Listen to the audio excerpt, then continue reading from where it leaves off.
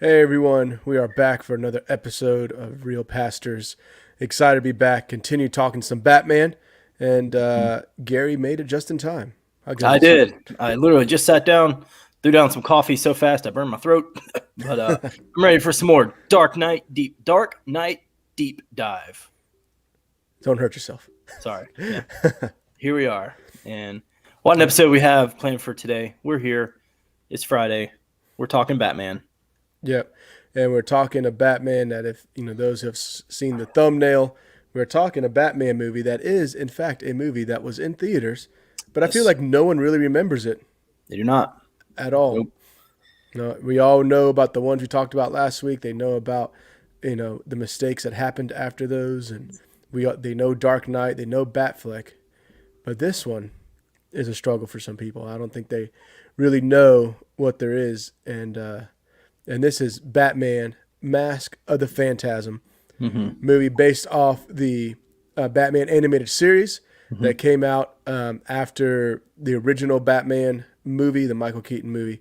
Um, and it decided that when they did that animated series, they decided to make it a serious take that kids will enjoy, but also adults can watch. And they wanted to really have that film noir, or however you say that word, take. So you had this Noir. noir.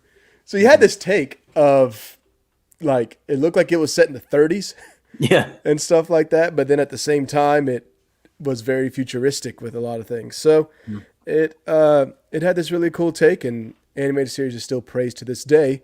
But no, not a lot of people talk about this movie. No, they don't. And that's kind of one of our main talking points is we're going to kind of ask the question, why? Because one, people probably saw our thumbnail and be like, oh, these guys are talking animated stuff. I thought they're theatrical. Well, this did have a theatrical run. Hmm. This was a Warner Brothers property that they pushed out. And it had I remember very vaguely, because I was very little, but I remember seeing, going to see, like, I think it was like Last Action Hero and stuff like that. I went and saw that as a Uh-huh. little. I remember seeing posters of this, but for some reason I never saw it in a theater. Wish I would have. But this was a theatrical release that Warner Brothers took seriously, based on the still very popular Batman the Animated Series. And Hmm. I dare I say, I know this is not necessarily an episode about this, but the greatest animated series of all time, Batman the Animated Series. It's Yeah, not probably really close. I mean, I honestly I don't know what else would rival it, yeah. to be honest with you, because it's just so good. Here's what people need to understand about animated series: it's so good all the way around, Hmm. right? Like I think of great animated shows like the classic X-Men or the Spider-Man cartoon shows. Those are great.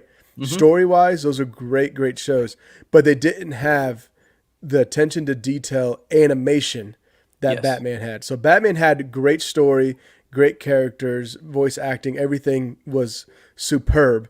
But like it also, the animation itself was just phenomenal. They even took their animation seriously. Like Mhm. they didn't want to make it fluffy kid jokey stuff like Yeah. things that had come before it. And Mhm. we're like, even though X-Men was awesome, Spider-Man was awesome, Ninja Turtles was awesome, Yeah. they still they still had that, like, kind of cutesy drawing to it. Yeah. Ghostbusters. Yeah, Ghostbusters, great stuff. But Mhm. when you look at it as a whole, I don't know what's better than Batman. Well, I think the difference is a lot of those other shows, they were, and this just came to mind, so hopefully it makes sense. They had like the Saturday morning cartoon vibe to it. Yeah. You know, Batman animated series, that was a primetime show. Hmm. That was special viewing. I don't know exactly when it aired, but it had just, and there's very few things from our childhood animated wise. This movie definitely included that we'll go back and watch. And I don't know about you, but I'll go back and watch and I'll think, oh, that's, it's nostalgic. I enjoy that. Like Right. the first two Ninja Turtle movies. Hmm. But this, I appreciate this even more as an adult than I Right. did as a kid, because I see the detail they took. I can appreciate it more, and I see how they just paid homage to the lore of Batman so well, Hmm. and to make something so good that people can watch as kids and then come back as adults and to like it even more. That's uncharted waters for a lot of content. Yes. Yeah. I mean, it ages very well. I mean, there's a reason why when they announced, "Hey, we're releasing the whole set on Mhm. Blu-ray," at first it was hard to find. They couldn't It keep up was, with the demand. They couldn't. I remember all the days back in the day, sitting in your office, depending on the day, or my office, and just talking Right. about how are we going to convince our wives that we need to drop a bunch of money on Yeah. the Blu-ray set because, and I'm happy to say both of our collections have it. Yep. However, how many times we sat there saying our movie collections, our Batman collections will be nowhere near complete if this is not there. Yep. You know, I remember one time we talked about buying it together and just sharing custody. Yeah, we did. I did. Just to try to help with the finances. Yeah. There's a picture. Sorry, it just popped up. The Christmas my wife got it for me. I have it saved on my phone. It's one of the funniest things. You can just see the joy in my face. Sorry, I know this is not good for podcasting, but sorry, I lost it. Yeah. Hey, right here. Here we go. Play the camera. You see that? What? Right? Yeah. With all your Red Sox stuff on. Oh, You're absolutely. Still just like, absolutely. Yeah. I gotta have. I'm so excited. Yeah. That was a good day. So I know, and I ended up getting mine because I went to Walmart because Oh yeah. Go to Walmart. You always check Walmart, Target. You always check the movie section. Gotta check. You gotta And check. then I check, and the thing was on sale, and it was just like, and I was like, oh yes. So I got it right then and there because I was like, I can't pass this up. I have no idea why it was on sale, but it was, and it was the last one they had. So I was like, no, that's it. I'm grabbing it. And then I told the wife, and she was just like, well, you've been talking about it for a while. At least you got it cheaper. And I was like, yes, There you go. thank you. It was all those things, kind of like the old gunslinger. We're gonna shoot and ask questions later. We're gonna buy and ask questions later. You know? Yeah, accept the consequences as they come. Yes, exactly. You know, will I sleep on the couch for a while? Maybe, but I'll be able to watch something great. But Yep. So what is go to our rundown here. What is the history you have with this movie? So I remember when this came out. So I got us a cool little picture here. When this came out, Big poster. like, yeah, and so like this poster, I just remember seeing it everywhere, right? And it was just like, or like at least the image of Batman and the Phantasm like above it, at least like that whole ordeal. Just seeing that. Of course, when you watch the animated series, you know, each afternoon they advertise the heck out of this thing.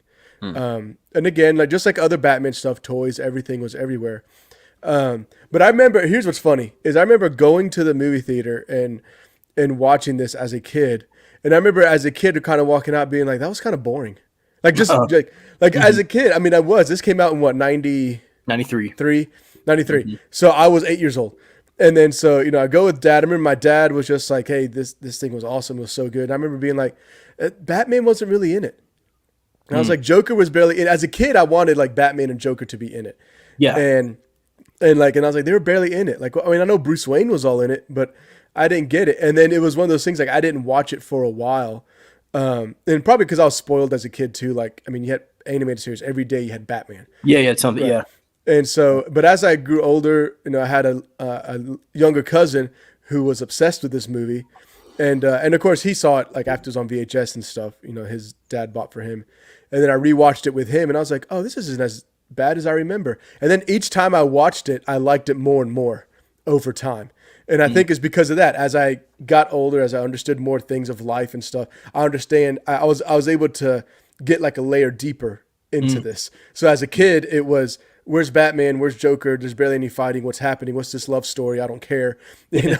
And then as I got older, I appreciated the different layers that this movie had. And to the point now where I'm like, this is just a phenomenal movie. Yeah. Yeah. I was glad. So I wasn't sure. You saw it in the theater. That's pretty cool. I did not. And I remember it being advertised. Didn't see it in the theater for some reason. I'm younger than you, so I would have been. Yeah. You were 8. I would have been 93. I'd have been 4 or 5. I don't know. I can't do math. But so I remember this movie being a preview on the Free Willy VHS tape we had. Oh yeah. So back in the day, you couldn't skip the previews. You just sat and watched them. And I remember seeing this, and you know, I like Free Willy. The Michael Jackson song made me cry. You know, and Fair. And so we watched Free Willy all the time, and this always came on. So a friend of mine had it, like you said. You had a cousin. I had a friend that had it, and we watched it. And I just always thought, hey, this is a really good Batman movie. This is really good. And I didn't understand all the details to it till much later in life, but I remember really liking it, but never hearing anything about it, you know? And do you remember Movie Stop? Rest his soul, Movie Stop. Wonderful place. Wonderful place. So there was a Movie Stop in Fayetteville, North Carolina that I used to frequent quite a bit. And I remember going in there one day and I found this on DVD, and I was like, oh, I remember this as a kid. I remember really loving this movie. Mm-hmm. And I brought it up to the counter, and I told the guy, I was like, I didn't even know this was on DVD. I remember this movie as a kid. And he looked at it, he goes, Batman Phantom? I was like, clearly no, Phantasm. You see it there. Yeah. This is what you want to buy? And I was like, yeah, I love this movie as a kid. And he was just like, I remember telling him I remember being so great about it. But that right there tells you my history of this movie. Mm-hmm. I bought it on DVD. I remember rewatching it for the first time in years, loving it, and telling the clerk at Movie Stop the greatness of this movie, because it reminded me. I was reminded of this movie, but I was also reminded not many people know this movie. Not many people understand its greatness, and it is a forgotten gem in the Batman lore. It really is, shamefully. Yep. Yep, it is. And I'm not sure. Again, we were kids, and I didn't really take time to look up numbers or how it did or anything. But it was like that's the It thing. did not make a ton of money. Yeah, I don't remember people talking about it much. Like, unless you were a fan of animated series and you went out of your way to watch it. Like, I don't know who actually did this, because I know there's a lot of fans of the animated series, but at the same time, when it comes to this movie, people just didn't connect with it for some reason. Mm-hmm. Like, if I found someone who did know about this movie or did watch it, their reaction was always like, "Oh, I just remember it was boring," and that was it. Yeah. And like that was always the reaction I got, like, "Oh yeah, that one was kind of boring." But I think it might have been the same thing like what I had when I was a kid. Mm-hmm. Was if you loved the animated series, you expected this detective / action, lots of Batman that we got week in and week out.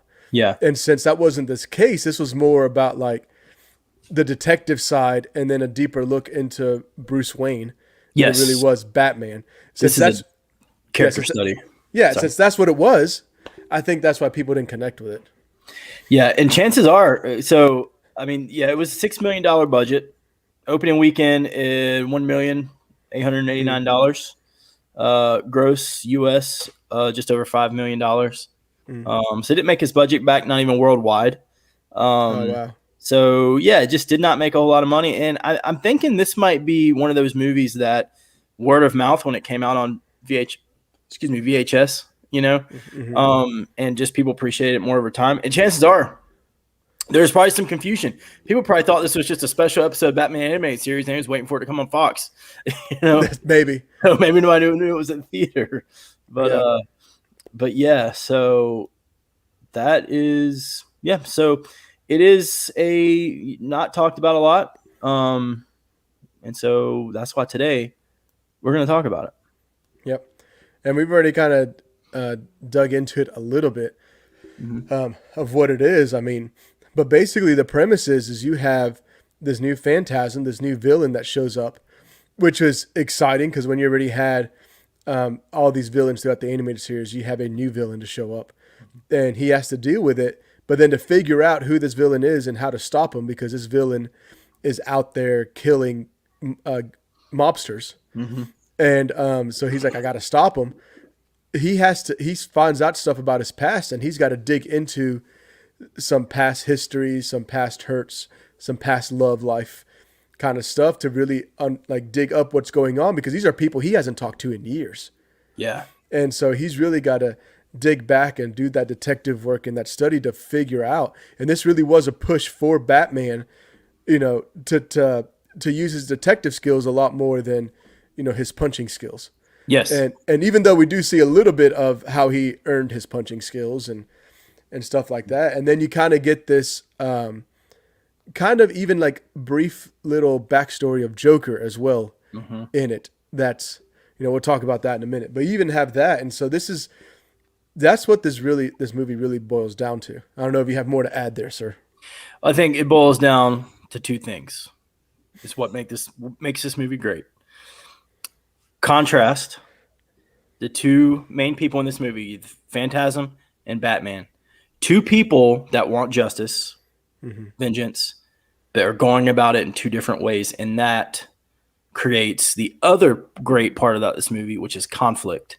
The conflict between the difference of how this Phantasm person, I don't want to spoil anything because, like I said, people haven't seen it, why they're going about doing what they're doing. They're doing things the exact opposite way Batman. They're killing these mob bosses, and Batman's like, no, that's not how we do things. Right. So that creates that conflict, while also, in my opinion, the best part about this movie, the conflict with Bruce Wayne, Mm-hmm. trying to figure out, okay, do I want to continue as Batman or do I want to have a normal life? And this Yeah. movie, in my opinion, paints the best picture of that than anything we've ever seen Batman wise. Like there's an amazing scene where he's at his parents' grave and he's grieving this Mm. choice, because he's discovered love. He can pursue love or he can pursue to be Batman. Mm-hmm. And he says something, I haven't seen it in a while, so I'm paraphrasing. He says, I didn't expect to be happy. I didn't expect Yeah. to make this decision. And it's just stuff like that. This, the character of Bruce Wayne Yeah. and Batman is just portrayed so well in an hour and 15 minutes, mind you. This is a Right. very short movie. So, Yeah. you know, Yeah, it is. And the thing is, like, even within that contrast, but even the similarities between those two characters, between the Phantasm and Batman, Mhm. like it really does, like when you look at it, like you have them both having, like, without anyways, I don't think I'm spoiling anything, but they have similar backstories Mhm. that happen at different times in their lives, but a similar backstory that causes them to crack to seek justice. But Mhm. then because of one or two decisions, Batman goes one way, the Phantasm goes the other. Yes. And so even seeing that, it's like he had to look in the mirror himself Mhm. and even realize not only is he happy, but it's like, man, only a few decisions and I could have been that.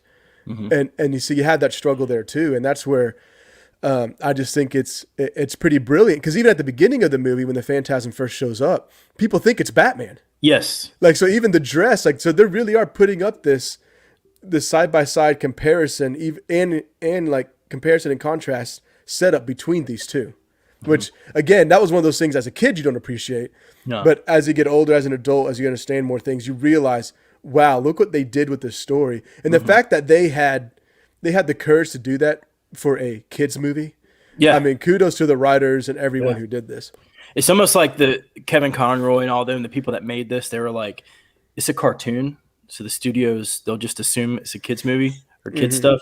We're going to put some serious stuff in there. They'll never pay attention to it. They're worried about whatever, you know? Yeah. So it's like, Yep. it's almost like they're hiding behind the fact that it's a cartoon, so we can get away with this, you know? Hmm.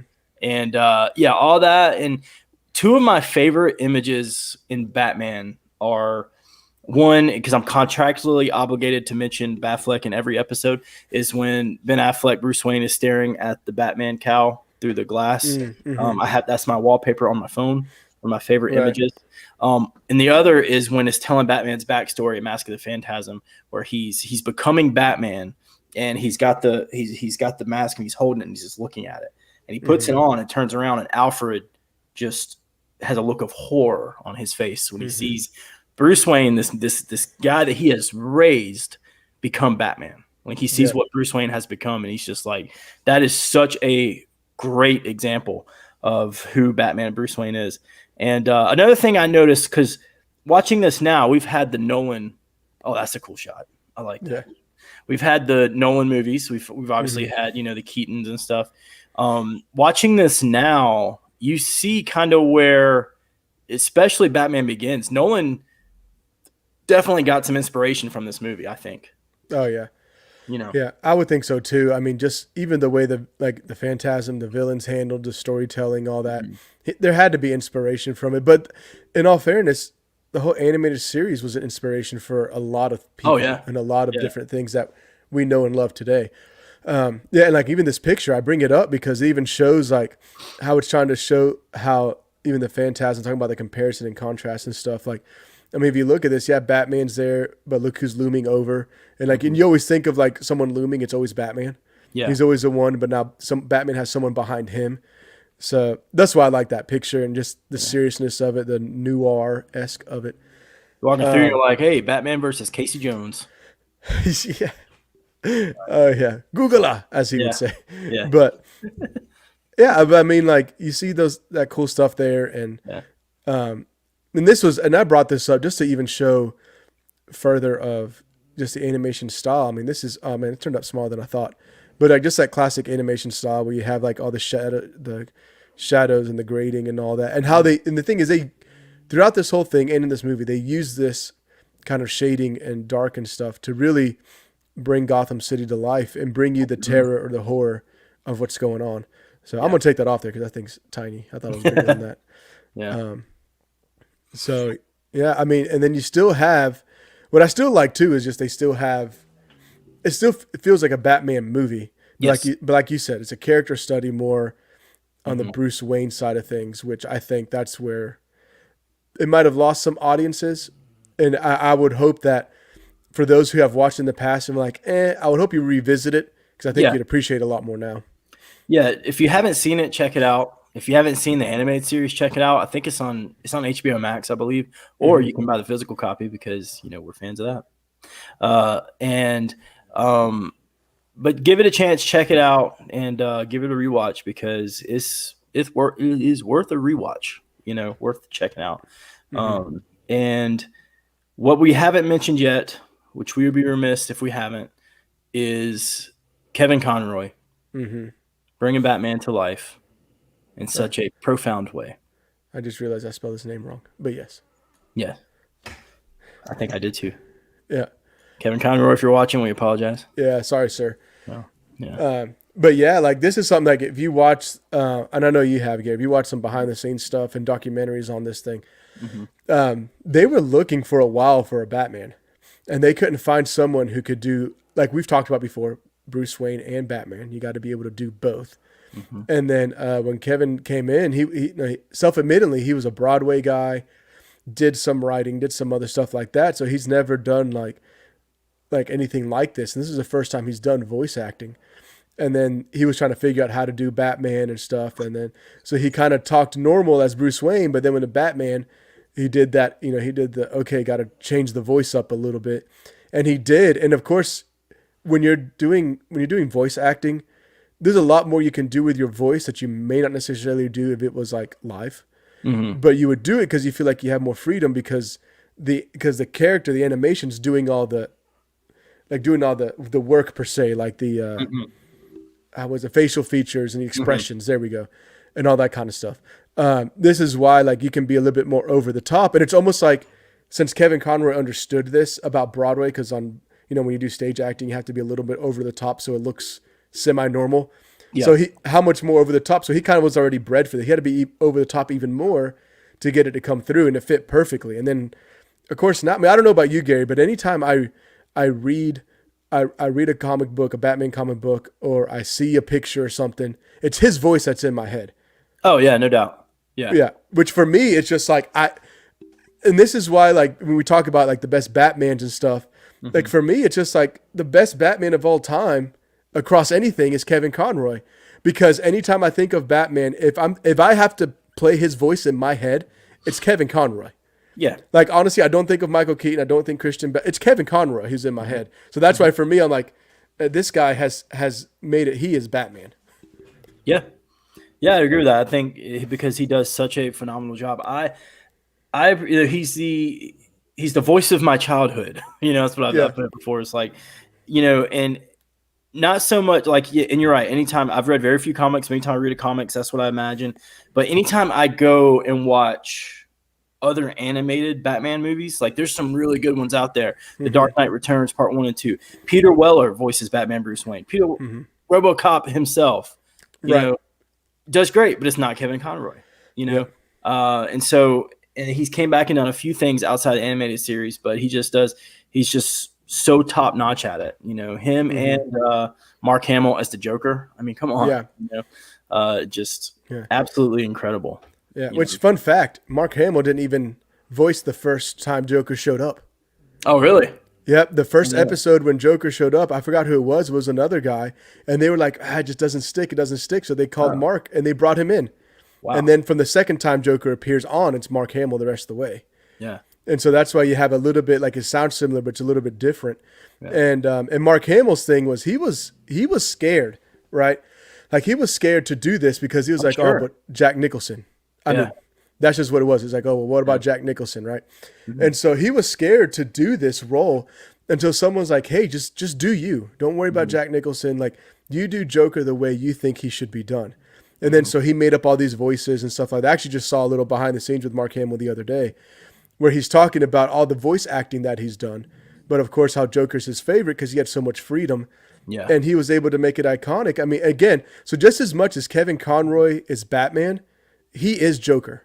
Hmm. Mark Hamill is Joker, the voice of childhood. Like, I love Heath Ledger, I love Jack Hmm. Nicholson as Joker, but again, one of those things. If you look at any other animated movie, what do they try to do? They try to do it like Mark Hamill. Or they bring them back. Yeah, or they just You bring know, Mark Hamill which I think back, the Killing Joke just came out a brought him couple back. years ago. Yeah, they brought them both back, I believe. Yep, If I'm yep. not And for mistaken. the Yeah, Arkham video games, it was Kevin yeah, Conroy and Mark yep, Hamill. I mean, yep. and other people who did those voices before, but Hmm. they had to bring those two back. Yeah. And and it is because they are, as I pull up on this bit, they are the Batman and Joker now. Hmm. At least for people our age, like this is what we know. And if we Yeah. show our kids, the next generation would know. Yeah. I mean, Mark Hamill's our Joker, just like Yeah. Kevin Conroy's our Batman. That's Yeah. It's like trying to change, you got Van Halen trying to put in Sammy Hagar instead of David Lee Roth. Like, we're going to see through that. That's yeah, Batman fans. That's not Kevin Conroy. That's not Mark Hamill, yep, And I am always, and I'm always, when it comes to animated versus live action, my natural response in anything is to put them in their own categories. Okay. mm-hmm. What's best animated? What's best voice work? What's best live action? Because they are different. Oh yeah, However, I always make an exception with these two because they are so good at it that they deserve to mm-hmm. be in the conversation, you Yeah, know? And Cash, my dog's not happy with yeah. us. But they're iconic. Yeah. That's Yes. the thing. It's like these characters were already iconic, and then these two men took these characters to another level. To the point where now it was like even in Mask of the Phantasm, it's like if you don't have Joker in this movie, you have failed this movie. That's just kind of how it's set up now. And then when you think about it, when people do Joker, like they expect animated series Joker. Yeah. They expect to hear the different levels of maniacal laughter. They expect to hear the puns. They expect to hear the yelling with like just like the bipolarness, if you will, of Joker. How he's all over the place. The unpredictability. Like this is all now expected because of this. Like yes, Jack Nicholson did a good job of being like crazy Joker, right? Like crazy murderous Joker. But then this one, it was just like, okay, this guy, the reason why Joker's scary, because you literally can't predict anything. You can't Yep. predict his words, his actions, his mood, nothing. You don't know what is coming from this guy. And the fact that Mark Hamill was able to pull that through just with his voice is what makes him even more phenomenal for this role. And it's why this is iconic, the same with Batman. Mm-hmm. You were able to connect with Batman because of the way Kevin Conroy used his voice. That's why these two guys are just heroes of animation, heroes of voice acting, heroes of Batman and Joker. Mm-hmm. Yeah, well said. And I think there's a YouTube video out there of Kevin Conroy. He's at a panel or something where Mm-hmm. he reads some of the Dark Knight dialogue that Chris, and it is so cool to hear. So if you're out there, check that out at some point, someone. It's really good. I've never seen it. So Yes, yeah. do that because it is anything with Kevin Conroy, man. Like just look up Kevin Conroy on YouTube, Mark Hamill, Joker, Batman. Mm-hmm. Tons of stuff pops up. And if you want to learn more, it's just great. And please do so because what these guys do with these characters, again, it's iconic. And so many people like myself, like when you see a video game, if you see comic books, if you see movies, like you're expecting it to be similar to that. Yeah. And that's why to me, it's like, man, even if you're just voice acting, if people are looking at it saying, man, I need to be as good as Mark Hamill was, or I need to be as good as Kevin Conroy, like we need to live up to that standard. That to me is like, that's what sets you on a whole nother level. Mm-hmm. And the fact that they did this with just their voice is what impresses me more about those two men's acting skills. Yep. Because you have to portray so much with just your voice, and it's just, and they just nail it perfectly. Yep. And what a movie, what a show. Check it out. Animated series. I don't know. I know we're not rating these movies, are we? Mm-hmm. But No, we're not. if we were, Mask of the Phantasm, 5 out of 5 for me. Yeah, it is. It is. It's a masterpiece in its own right. Mm-hmm. One of the best Batman films we've ever seen. Yeah. I think that's where it gets hard for me. Like when you talked about categories, that's where it gets hard for me because it's like, okay, well, I also understand you can do things in animation that you can't do in real life. Yeah. It doesn't translate well. So that's why for me it's like, okay, but now we're gonna look at best Batman movies. It's kind of hard to throw that It is. in that same category because it is like, for instance, like I love the Spider-Man movies, right?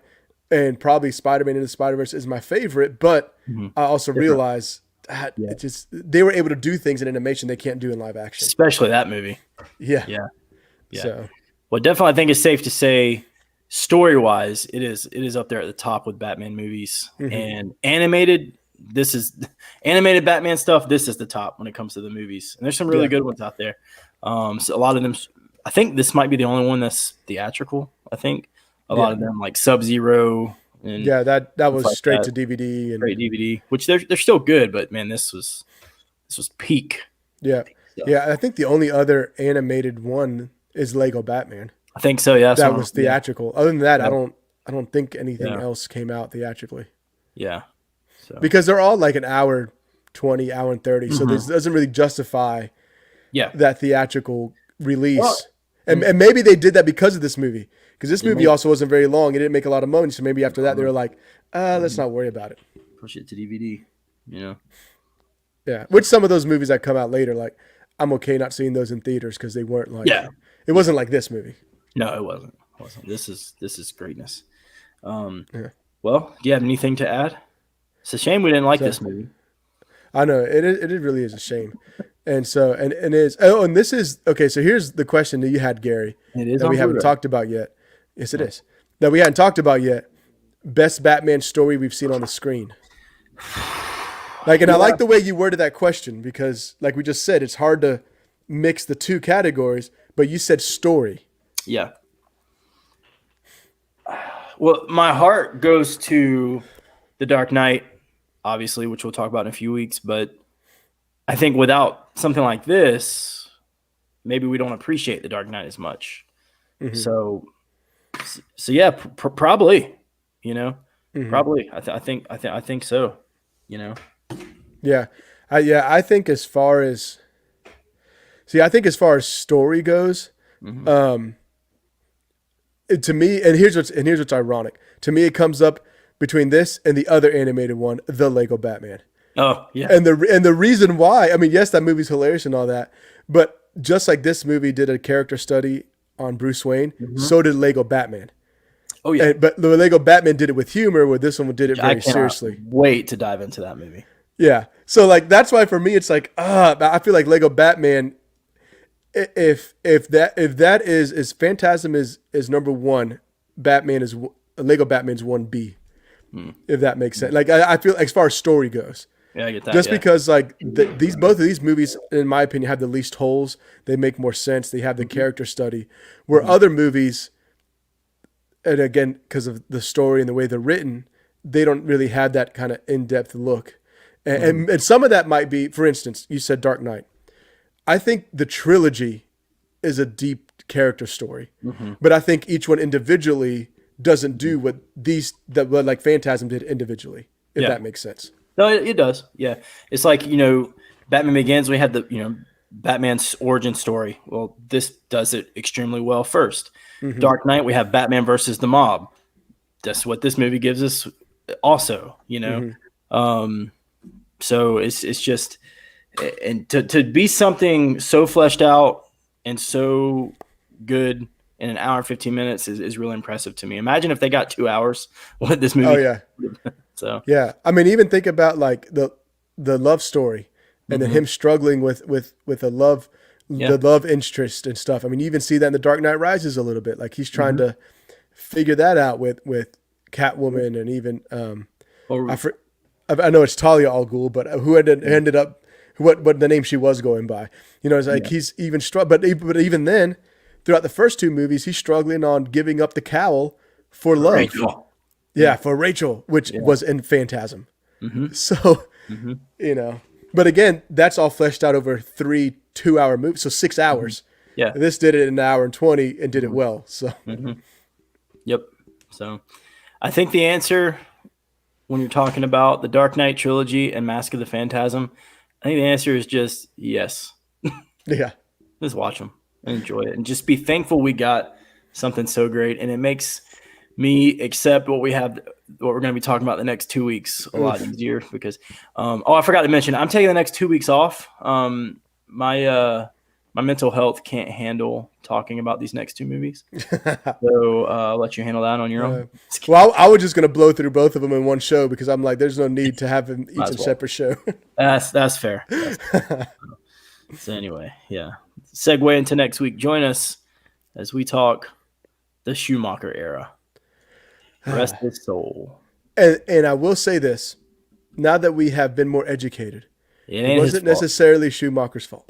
It's not. So we can pull back from that a little bit. I cannot put blame on the guy that brought us A Time to Kill in The Lost Boys and Phone Booth. You know, Joel Schumacher, he directed some really good movies. Yeah. But I think you like the next one more than I do, but we'll talk about that next week. Yeah. But we both loathe the fourth one after that. Oh, gosh. Yeah. In some ways, you know what? I'll talk about it next week. I don't want to get into it. Yeah, we'll talk about it next week. But yeah, there you go. A lot to say next week. Yeah, listen. See, you guys have just got a little sneak peek of how next week might go. Yeah, that's what you got. Yeah, if you thought I was just way too serious in this episode, which I was, I just love this movie and I love the serious tone of it. Next week you're going to complete opposite. Because if I try to take the approach to these next two movies serious, I will lose my mind. So be prepared. Oh, you can't. Listen, if we try to take the next two too seriously, we're just going to get angry. Yeah.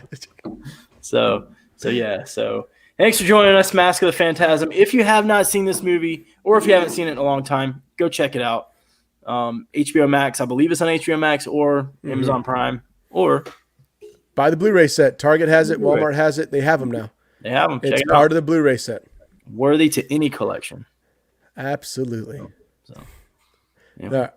Thanks, guys. Turn on the bell, subscribe, hit the like button, all that great stuff if you haven't yet, and continue just maybe commenting along. Give us your thoughts, and we will see you soon, hopefully.